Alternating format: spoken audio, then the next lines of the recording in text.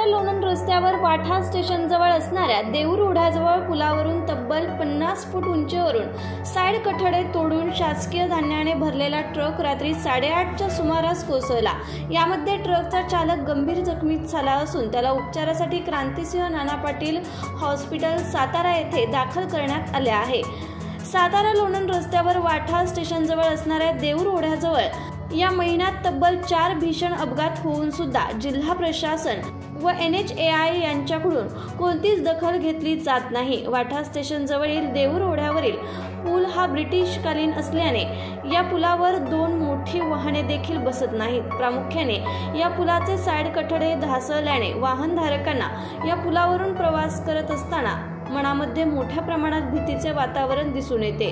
त्याचप्रमाणे या पुलाच्या दोन्ही बाजूंनी तीव्र उतार असल्यामुळे वाहन मोठ्या गतीने येत असते व या पुलावर मोठमोठे खड्डे असल्याने वाहनधारकांना आपले वाहन आटोक्यात येत नाही। या पुलावर वेळोवेळी अपघात होत आहेत, तरी जिल्हा प्रशासन व NHAI ने गंभीर दखल घ्यावी व विषय लवकरात लवकर मार्गी लावावा अशी मागणी वाहनधारक व सर्वसामान्य नागरिक करत आहेत।